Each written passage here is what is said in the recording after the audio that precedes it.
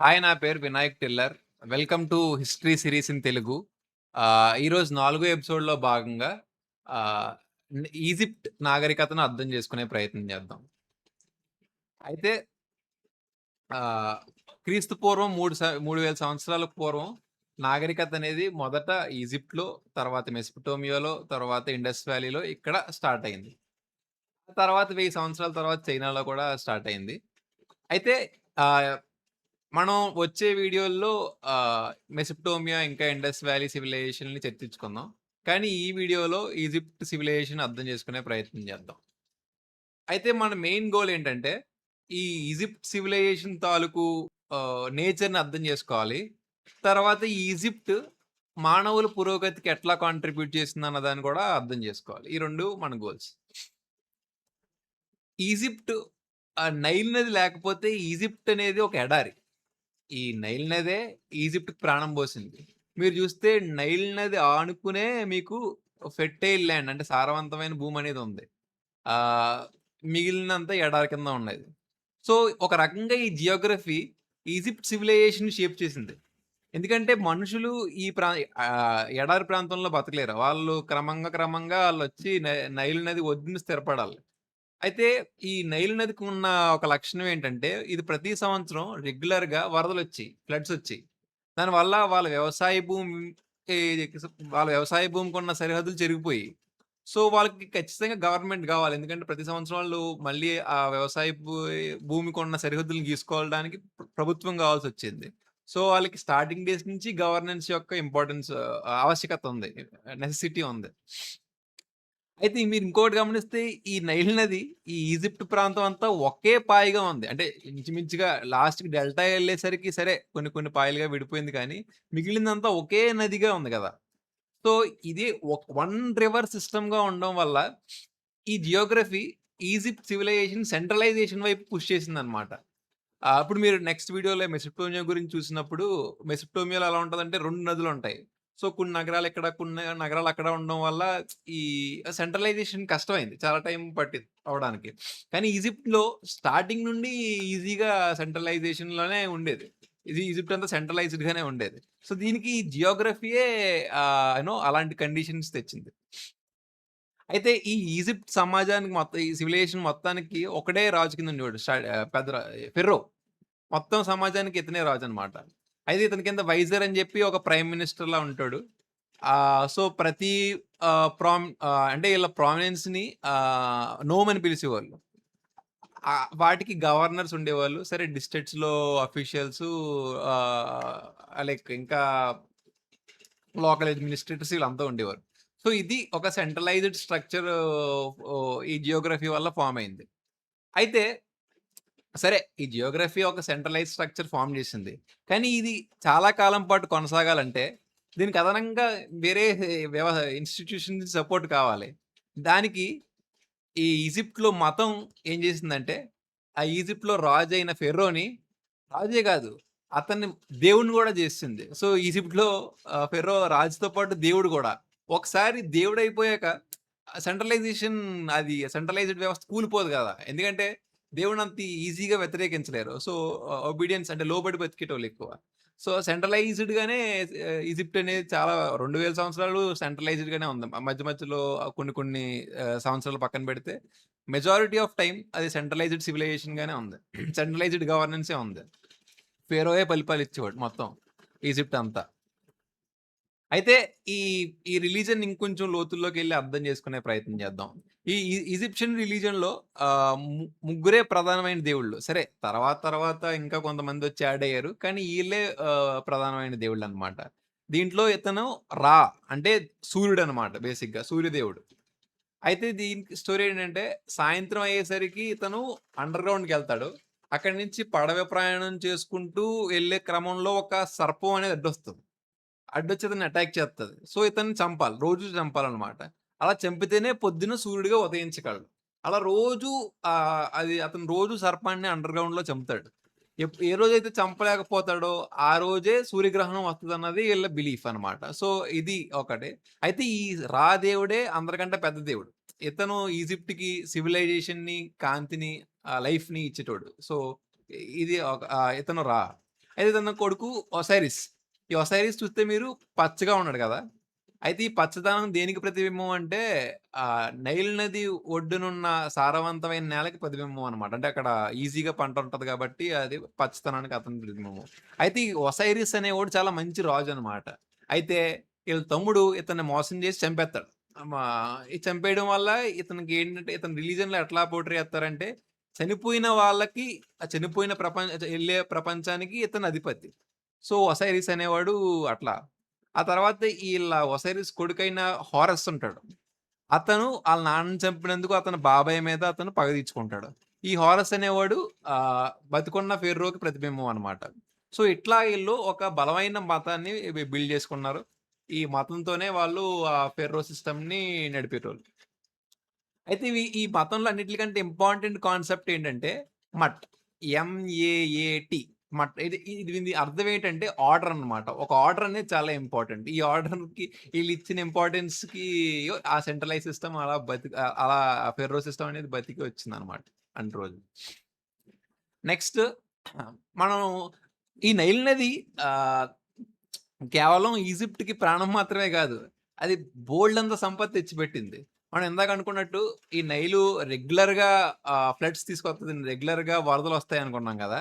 ఇట్లా రావడం వల్ల ఎప్పటికప్పుడు ఆ నేల మీద సారవంతమైన ఆహ్, న్యూట్రియంట్స్ తెచ్చేది ఆ నది. దానివల్ల ఈ నేలంతా సారవంతంగా ఉండేది. సో, మనం ఇట్లా విత్తనాలేస్తే బోలెడంత ఈజీగా పండే అంత అంటే బంగారమే పండే అంతలాగా సారవంతంగా ఉండేదనమాట.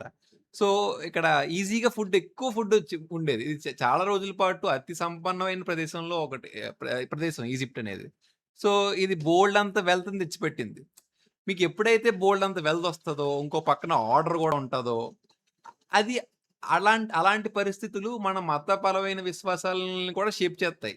ఇప్పుడు జనరల్‌గా ఆహ్, మనం పేదరికంలో బతికామనుకోండి, కష్టాలు పడి బతికామనుకోండి, మనం చచ్చిపోయాక స్వర్గానికెళ్ళి సుఖపడొచ్చనుకుంటాం. అదే ఇక్కడే అంత సంపదుంటే, ఇక్కడే అంత సుఖం ఉంటే, అప్పుడు మన పర్సెప్షన్ ఎట్లా ఉంటది?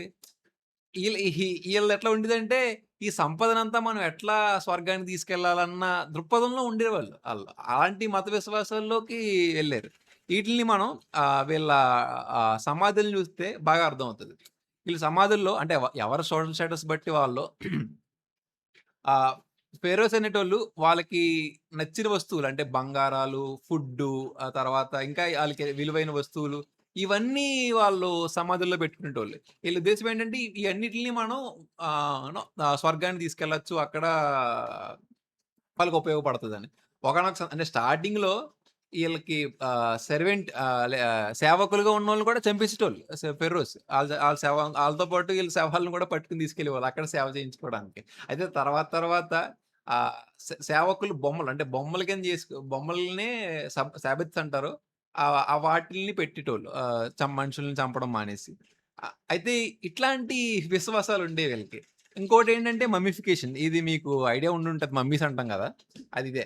అయితే దీని కాన్సెప్ట్ ఏంటంటే, స్వర్గంలో మన ఆత్మ బాగా బతకాలంటే, ఇక్కడ మన శరీరాన్ని బాగా దాయాలి. చచ్చిపోయిన తర్వాత శరీరాన్ని బాగా దాయాలన్న విశ్వాసం వీళ్ళకుండేది. సో, దీనికోసం వీళ్ళేం చేసేవారంటే, బాడీని కట్ చేసి జాగ్రత్తగా కట్ చేసి, చిన్న చిన్నగా కట్ చేసి, లోపలున్న ఇంపార్టెంట్ ఆర్గాన్స్ ఏదైతే కుళ్ళిపోయే అవకాశం ఉంటాయో, వాటిలన్నిటిని తీసేసేవారు. అంటే మెదడు, తర్వాత స్మాల్ ఇంటెస్టైన్, లార్జ్ ఇంటెస్టైన్, పొట్ట, అదే స్టమక్ ఇలాంటివన్నిటిని తీసేసేవారు. ఒక్క హార్ట్‌ని ఉంచేటోళ్ళు. ఎందుకంటే హార్ట్ అనేది చాలా ఇంపార్టెంట్. ఎందుకంటే వాళ్ళు హార్ట్ స్వర్గంలోకెళ్ళడానికి దాన్ని మెజర్ చేసేవాళ్ళనమాట. అంటే కాన్సెప్ట్ ఏంటంటే ఒక తులాభారంలో ఒక పక్క హార్ట్ పెట్టి, ఇంకో పక్క ఆహ్, ఒక ఒక దాన్నేమంటారు? ఈ నెమలి పించం లాంటిది. నెమలి పించం గాదు. అలాంటి ఒక ఫెదర్ అంటాం గదా! సో, పక్షికి ఫెదర్ పెట్టేటోళ్ళు. దానికంట బరువుగా ఉంటే హార్ట్ ఆళ్ళకి అవకాశం లేదు. తేలిగ్గా ఉంటే ఎళ్ళే అవకాశం ఒక కాన్సెప్ట్ ఉండేది. సో, అందుకని జెప్పి వాళ్ళ హార్ట్‌ని బాడీలోనే ఉంచేటోళ్ళు. అలా ఉంచి మిగతా అవయవాలన్నిటిని బాడీ నుంచి తీసేసేవారు. తీసేసాక వెళ్లి కొన్నాళ్ళకి ఏం చేసేవారంటే ఉప్పు నీళ్ళతో ఈ బాడీని బాగా ఉప్పు నీళ్ళు రాసేటోళ్ళు. దానివల్ల ఏంటంటే శవం బాగా దగ్గరికయ్యేదనమాట. దగ్గరికయ్యాక లెనిన్ క్లాత్‌తో ఆ బాడీని చుట్టేటోళ్ళు. చుట్టి ఆహ్, ఆహ్, ఇప్పుడు ఒకొక ఒక ఇంకొకటి ఏం చేసేవారంటే మొఖ ఆకారంలో ఉన్న ఒక గోల్డ్ మాస్క్ ఫెర్రోకి పెట్టేటోళ్ళు. ఇంకా చాలా చాలా చేసేటోళ్ళు. సో, ఇదొక 70 రోజుల పాటు జరిగేది. ఈ మమ్మిఫికేషన్ అనే ప్రాసెస్. ఈళ్ళ కాన్సెప్ట్ ఏంటంటే, ఈ బాడీని బాగా ప్రిజర్వ్ జేత్తే, బాగా ఉంచితే, అక్కడ ఆళ్ళ ఆత్మ బాగా స్వర్గంలో బాగా ఆత్మ బాగా బతుకుతదన్న విశ్వాసం వీళ్ళకుండేది. అయితే ఈ మమ్మిఫికేషన్ ప్రాసెస్‌లోనే ఈళ్ళు మెడిసిన్‌లో గూడా బోలెడన్ని అంటే మనిషి బాడీని కోసి చూసే ప్రాసెస్‌లో అవయవాల గురించి బాగా తెలుసుకున్నారు. మెడిసిన్ గూడా అడ్వాన్స్ అయింది. కానీ వీళ్ళ విశ్వాసాలు ఇలా ఉండి ఎంతసేపు అలాంటి చావు తర్వాత ఆత్మ స్వర్గంలో బతికేది, ఆ సంపదనంతా పట్టుకెళ్ళేది. ఇలాంటి విశ్వాసాలతో వీళ్ళు ఉండేటోళ్ళు. ఆ! అండ్ ఇంకొకటి వీళ్ళేంటంటే వీళ్ళ ఆనవాళ్ళు బాగా కాపాడుకోవడం అన్నది చాలా చాలా ఇంపార్టెంట్. దీనికి ఒక ఎగ్జాంపుల్ ఏంటంటే ఒక ఫెర్రో మతానికి వ్యతిరేకంగా వ్యతిరేక వ్య వ్య వ్యతిరేకం వ్యతిరేకంగా వేరే మతాన్ని ఎస్టాబ్లిష్ చేద్దాం అనుకుంటాడు. ఆళ్ళకి ఆ పూజారులకి, ఫెర్రోకి గొడవైతే అతను అలాంటి ప్రయత్నం చేసినప్పుడు అతను చనిపోయాక అక్కడున్న పూజారులు ఏం చేస్తారంటే పూజారి వర్గం మొత్తం ఆ ఫెర్రోకి సంబంధించిన ఆనవాళ్ళు లేకుండా చేస్తారు. అదే అన్నిటికంటే పెద్ద శిక్ష ఆళ్ళకి. ఆనవాళ్ళని చెరిపేయడమే అతని పేరు ఇయన్నీ చెరిపేయడమే అన్నిటికంటే పెద్ద శిక్ష అన్నది వీళ్ళ ఫీలింగ్. సో, ఆనవాళ్ళు కాపాడుకోవడం అది చాలా ఇంపార్టెంట్. సరే. Next pyramids. ఈ పిరమిడ్స్ అనేవి మనందరికీ తెలిసినవే. ఎందుకంటే ఇవి ప్రపంచ అద్భుతాల్లో ఒకటి. ఆహ్, నాలుక 4000 సంవత్సరాల పాటు ఈజిప్ట్‌లో ఉన్న గ్రేట్ పిరమిడ్ ప్రపంచంలోనే అన్నిట్లికంటే అతి పొడుగైన కట్టడం కింద ఉంది 4000 సంవత్సరాల పాటు. సో, ఇది అండ్ ఇది హైట్ ఒకటే గాదు. ఇదొక టవర్ గాదు గదా! ఒక 50 అంతస్తుల బిల్డింగ్‌లా ఉండేది గాదు. ఇది విస్తరణ అంటే ఈ ఈ 50 అంతస్తుల బిల్డింగ్ చుట్టూ 49 అంతస్తులు, దాని చుట్టూ 47 అంతస్తులు అలా తగ్గించుకుంటూ ఎళ్తే ఎంతుంటదో అంతుంటది. సో, ఇది చాలా పెద్ద కట్టడం. నా 5 4000 సంవత్సరాల క్రితమే ఎంత పెద్ద కట్టడం కట్టారంటే అది చూడండి చిన్న ఇల్లు కట్టడానికి ఎంత టెక్నాలజీ వచ్చినా ఎంత అవస్థలు పడతాం. అలాంటిది అంత పెద్ద కట్టడం ఎలా ఆర్గనైజ్ చేశారు అన్నదే చాలా చాలా అంటే అన్నిటికంటే పెద్ద అచీవ్‌మెంట్స్‌లో ఒకటి. అయితే జనరల్‌గా ఏమనుకుంటారంటే ఈ పిరమిడ్స్ అనేవి ఈజిప్ట్ సమాజం చివరి దశలో కట్టుంటారు. ఈ సివిలైజేషన్ చివరి దశలో ఎందుకంటే చాలా టెక్నాలజీ డెవలప్ చేయాలి కదా! అనుకుంటారు. కానీ నిజానికి ఈ ఈ పిరమిడ్స్ అనేవి ఈ ఈజిప్ట్ సివిలైజేషన్ మొదటి దశలోనే కట్టారు. ఆ తర్వాత మానేసారు. సో, అండ్ ఈ కట్టడానికి మళ్ళీ నైలే సహాయం చేసింది. నైల్ లేకపోయుంటే కట్టలేకపోయేవారు. ఎందుకంటే ఈ గ్రానైట్‌లు, రాయిలున్నాయి గదా! ఈ ట్రాన్స్‌పోర్టేషన్ అంతా నైల్ మీద చేసేటోళ్ళు. దగ్గరికొచ్చాక క్వారీల మీద అది అది అది లాక్కుంటూ ఎళ్ళేటోళ్ళు. ఆ లాక్కునే ప్రాసెస్‌లో వాటర్ కూడా ఏసేటోళ్ళు. ఎందుకంటే స్మూత్‌గా లాగడానికి. సో, మళ్ళీ అక్కడ వాటర్‌కి కూడా నెయిల్. సో, ఈ నెయిల్ అనేది లేకపోయుంటే పిరమిడ్‌లు కూడా ఉండేది గాదు. నెయిల్ అనేది లేకపోయుంటే. సో, అదొకటి. తర్వాత ఈ పిరమిడ్‌ల మీద ఉన్న జనరల్ అండర్‌స్టాండింగ్ ఏంటంటే, ఇది బేసిక్‌గా ఇది సమాధి ఫెర్రో యొక్క సమాధి అన్నది ఒక అండర్‌స్టాండింగ్. అంటే ఇది యాక్చువల్‌గా ఇది కట్టడానికి చాలా డబ్బు కావాలి. సో, స్టార్టింగ్‌లో ఫెర్రోకి ఎక్కువ డబ్బులుండే డబ్బులంటే నా ఉద్దేశం ఎక్కువ సంపద అతని దగ్గరే కేంద్రీకంగా ఉండేది. సో, ఆ సంపదతో కట్టడానికి 30 సంవత్సరాలు పడతది మళ్ళీ. సో, అతనేం చేసాడంటే పట్టాభిషేకం అవ్వగానే ఇంకా తన సమాధిని కట్టడం మొదలుపెట్టేవాడు. ఆ 30 సంవత్సరాలు కట్టేవోళ్ళు. తర్వాత అతను చనిపోయే నాటికి ఇక దీంట్లోకెళ్తే ఇక్కడ తన సమాధిని పెట్టుకుంటే ఈజీగా స్వర్గానికెళ్తదన్నది ఒక థియరీ. అయితే ఈ థియరీకున్న మేజర్ ప్రాబ్లమ్ ఏంటంటే, ఈ ఈ పిరమిడ్‌ల్లో ఇప్పుడు మనకి శవాలు ఆళ్ళ సమాధులేం లేవక్కడ. ఎందుకంటే ఇందాక మనం చూసినట్టు ఆళ్ళు ఆ సమాధులతో పాటు విలువైన వస్తువులు పెట్టేటోళ్ళు గదా! ఆ బంగారం లాంటివి పెట్టడం వల్ల ఆ సమాధులను దొంగతనం చేసి పట్టుకెళ్ళిపోయేవారు. దొంగలు ఆ సమాధులు దానివల్ల ఈ ఈ పిరమిడ్‌లు ఉన్న చోట్ల ఎక్కడా మనకి సమాధులు లేవు. అంటే తర్వాత ఏం చేశారంటే ఆళ్ళు కొండ అదే ద ద వేరే చోట్ల సమాధుల్ని పెట్టడం మొదలుపెట్టారు. అలాంటి సమాధులు మాత్రమే ఉన్నాయి తప్ప ఈ పిరమిడ్‌లో ఉన్న సమాధులేం లేవు. అయితే ఇంకొంతమంది ఏం చెప్తున్నారంటే ఈ సమాధులు లేకపోవడం వల్ల బహుశా ఈ పిరమిడ్‌లకి సమాధులు కాకుండా వేరే అర్థం ఉండుండాలి.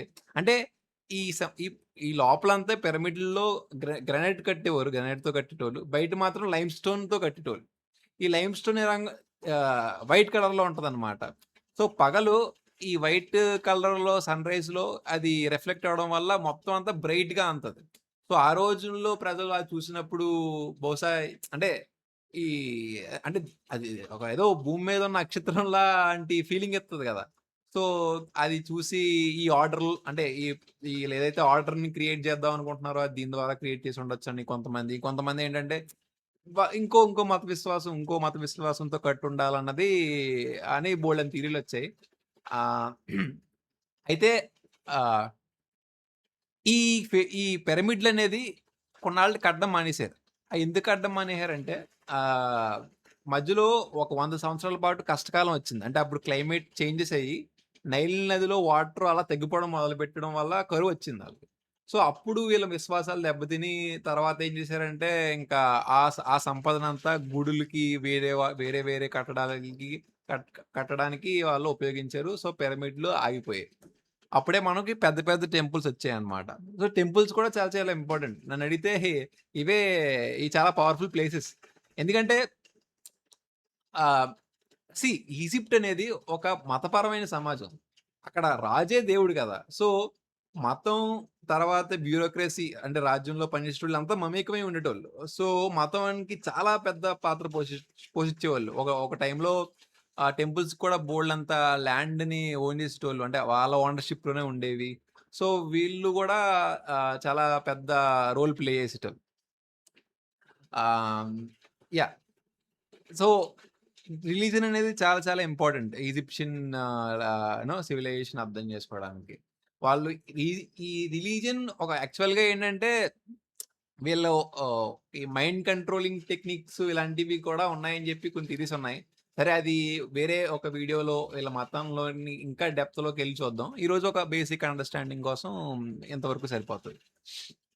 తర్వాత సరే ఇప్పుడు ఈజిప్ట్ అనేది మానవ పురోగతికి ఏం కాంట్రిబ్యూట్ చేసిందో చూద్దాం. ఈ ఈ ప్రీస్ట్లీ క్లాస్ ఏదైతే ఉందో పూజారి వర్గం వీళ్ళు సరే మతాన్ని పాటిస్తూనే ఇంకో పక్కన ఈ నైల్ నదిని అబ్జర్వ్ చేసేటోళ్ళు బాగా. అంటే అంటే నది వాటర్ లెవెల్ ఎంతున్నది? ఎక్కువుందా? తక్కువుందా? ఫ్లడ్స్ వస్తే ఎంతొస్తుంది? వీటిలిని బాగా అబ్జర్వ్ చేసేటోళ్ళు. అదే కాకుండా వీళ్ళు సోలార్ క్యాలెండర్‌ని కూడా కనిపెట్టారు. అంటే ఈ అబ్జర్వేషన్‌లో భాగంగానే. సో, 365 రోజుల క్యాలెండర్ స్టార్టింగ్ ఇక్కడి నుంచొచ్చిందే.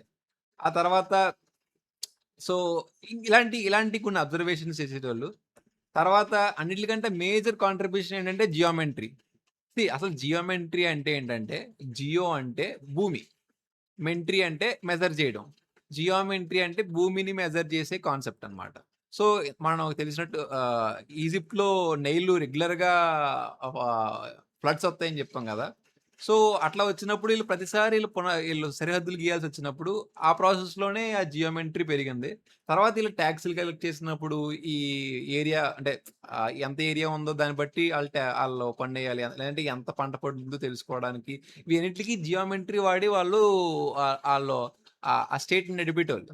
సో, జియోమెట్రీ అనేది ఈజిప్ట్‌లోనే స్టార్ట్ అయింది. Practical geometry. ఆ తర్వాత థియరిటికల్‌గా గ్రీకులు డెవలప్ చేశారు. అయితే ఈ డెవలప్ చేసింది గూడా అంటే యూక్లిడ్ అంటారు కదా! ఎవరైతే ఫాదర్ ఆఫ్ జియోమెట్రీ అంటామో అతను గ్రీక్ సమాజానికి చెందినోడైనా సరే అతను పనంతా ఈజిప్ట్‌లోనే చేసాడు. ఈజిప్ట్‌లో అలెగ్జాండ్రియా అనే ఒక ప్రాంతంలో సిటీలో అక్కడే ఉండి చేసాడు. సో, ఈజిప్ట్ అనేది జియోమెట్రీ మన మానవ జాతికి ఇచ్చిందనే చెప్పుకోవాలి. ఇంకొకటేంటంటే ఈజిప్షియన్స్ అన్నిటిని డాక్యుమెంట్ చేసేటోళ్ళు. హీలియోగ్రాఫ్ అని ఒక ఈళ్ళు రాసేది పైపర్ మీద రాసేటోళ్ళు. ఇదొక ప్లాంట్ ప్రొడక్ట్ ఇది. దాని మీద ఈళ్ళు రాసేదాన్ని హీలియోగ్రఫీ అని అనేటోళ్ళు.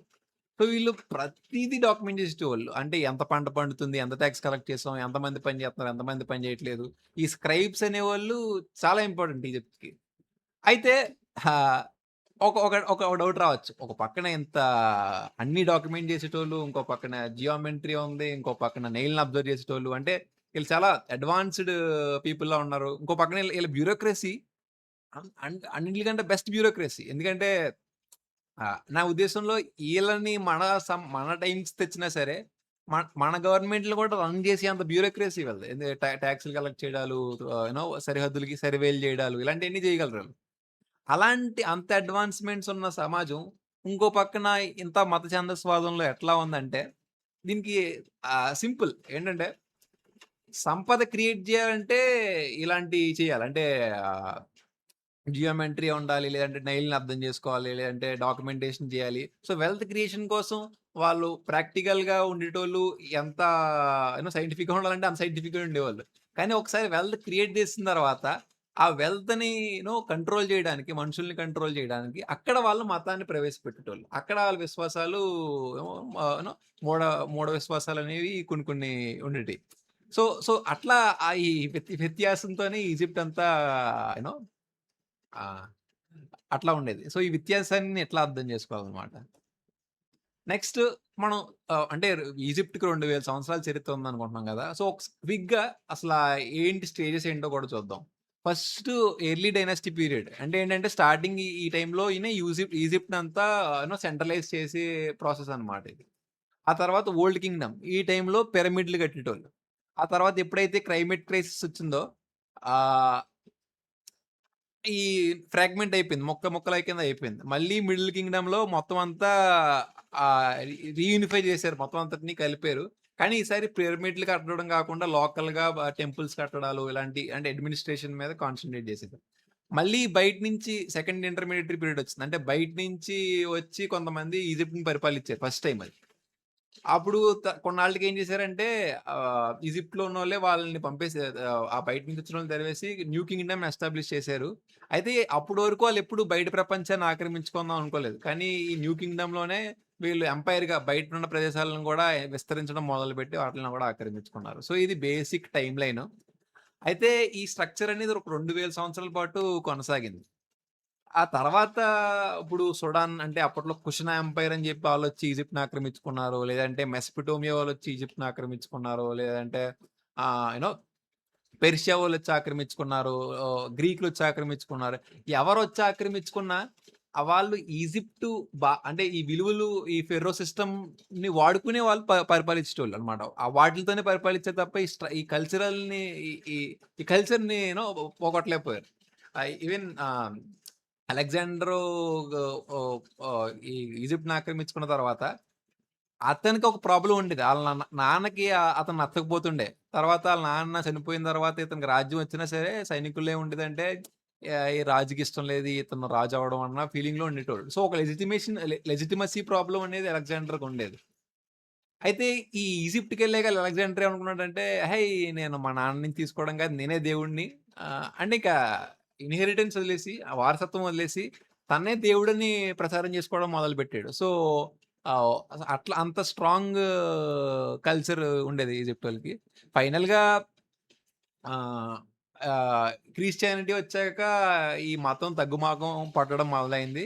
ఇస్లాం వచ్చేసరికి మొత్తం మతం పోయింది. ఇంకా మొత్తం అంతా ఇస్లాము, అరేబియా అనేది ఈజిప్ట్‌లో వ్యాప్తి చెందిందనమాట. సో, ఇది బేసిక్ ఈజిప్ట్ స్టోరీ.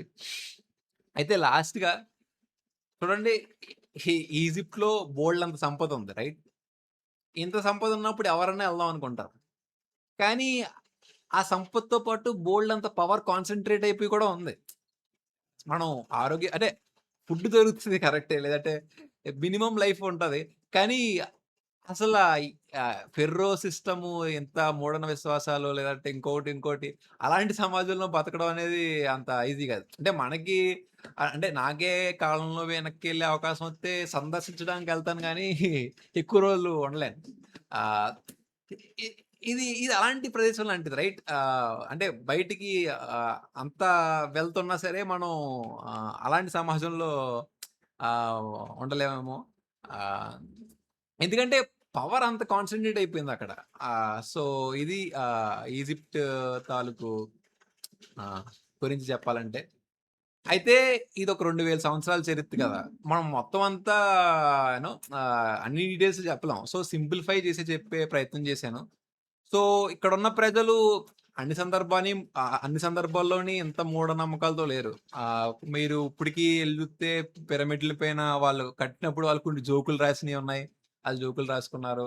ఆ తర్వాత యూ నో అంటే ఈళ్ళకి ఏంటంటే అక్కడ ఉన్న ప్రజలకి సాలరీగా ఆళ్ళేమిచ్చేటోళ్ళంటే ఆహ్, బార్లీ గింజలు, తర్వాత గోధుమ గింజలు ఇయ్యే ఇచ్చేటోళ్ళు సాలరీగా. సో, ఆ సాలరీ తీసుకునేవారు. ఒకవేళ ఎప్పుడైతే ఆళ్ళు ఇవ్వకపోతే ఈళ్ళు ఫస్ట్ వర్కర్ స్ట్రైక్ కూడా ఈజిప్ట్‌లోనే జరిగింది. సో, ఇలాంటివన్నీ మనం ఈజిప్ట్‌లో ఇలాంటివన్నీ ఉన్నాయి. సో, దీనికున్న వైవిధ్యాలు దానికున్నాయి కానీ, ఫిలాసఫీ ఏమీ ఎమర్జ్ అవ్వలేదు. Western history of western philosophy అనే బుక్ చదివాను నేను. బెర్ట్రాండ్ రస్సెల్ రాసింది. దాంట్లో కూడా ఇదే అన్నాడు. దీంట్లో బోలెడంత రాసారు. అకౌంట్స్ రాసారు, అయి రాసారు, ఈసారు గానీ వీళ్ళ మత విశ్వాసాల్లో ఉండిపోవడం వల్ల ఫిలాసఫీ పుట్టలేదు అని జెప్పి అదొక డ్రై ప్లేస్ ఫర్ ఫిలాసఫీ అన్నట్టు రాసాడు. So, yeah! ఇది ఈజిప్ట్ యొక్క ఓవర్‌వ్యూ. మనం నెక్స్ట్ వీడియోలో మెసొపటోమియా గురించి తెలుసుకునే ప్రయత్నం చేద్దాం. అంతటి వరకు సెలవు.